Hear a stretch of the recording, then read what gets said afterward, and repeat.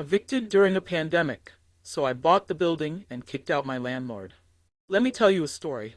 Not about success, not about wealth, but about taking back power when someone tried to take everything from me. It started in the first few months of the pandemic. You remember it. The world had stopped. Fear was everywhere. And for a lot of us, everything we knew fell apart. I lost my job, my savings dried up, rent became terrifying. But I didn't panic right away. I did what I thought was right. I reached out to my landlord, Mr. Henderson. I told him what was happening. I explained that I just needed a little time. There were national eviction moratoriums going into place, and I was hoping for a little humanity. He said he understood. He even smiled, said, "Don't worry, we'll figure it out." But that smile, it didn't reach his eyes. Within days, things changed. The calls started. Late-night texts. Comments like, "I know people like you always have an excuse." He started showing up at my door unannounced, pounding, yelling, demanding payment. I tried to stay calm. I reminded him there were protections in place. I was protected. He laughed, said they didn't apply to him. Then came the notice. 3 days to vacate. No court, no due process, completely illegal. I contacted legal aid. I filed complaints, but the system moves slowly, and he knew that. One afternoon, I came home to find the locks changed. Everything I owned inside, and me outside, alone. No warning, no way in. I slept in my car that night, parked in a Walmart lot. I cried until I couldn't anymore. Then I just stared at the ceiling, numb. He took my home. He took my safety. And worst of all, he made me feel powerless. But something strange happened that night. Between exhaustion and despair came a thought. Never again.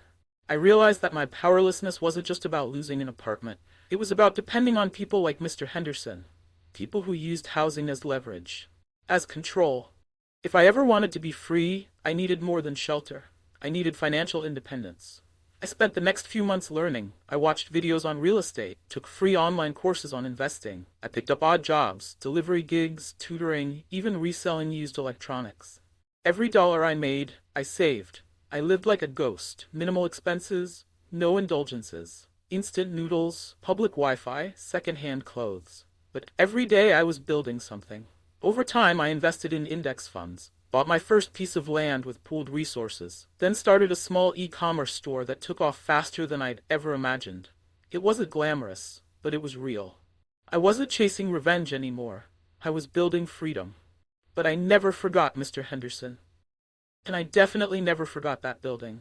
I had learned something else in those quiet months in the car. People like him often overreach. They're leveraged to the hilt, always chasing more, always one crisis away from collapse. So I watched, quietly. I had alerts set up. I knew his loans were variable. He owned too much with too little backup. 3 years passed. Then the call came.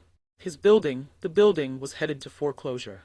I didn't hesitate. I used a shell company to purchase the building at auction. He didn't know. Not yet. The moment the ink dried, I walked up to his unit, the same ground-floor apartment he once bragged about owning outright.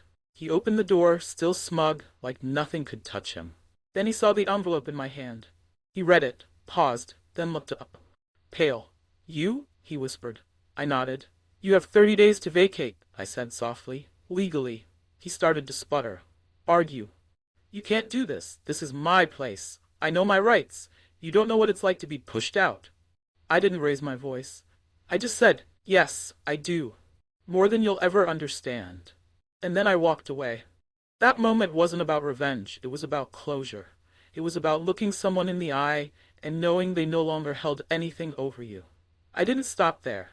I renovated the building, made it livable, fair rent, no shady fees, even tracked down some of the tenants he'd driven out and offered them a chance to return.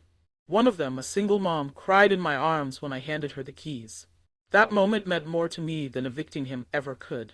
The first time I walked those halls again, I paused by my old unit. The smell of fresh paint, the hum of a new fridge, light streaming in, clean windows, same walls, same space, but everything felt different. Because I wasn't a victim anymore. I'd turned trauma into triumph. Not just by buying the building, but by becoming the kind of person who would never let anyone go through what I did. I heard Mr. Henderson moved in with relatives, lost other properties. Word got out, his reputation followed him.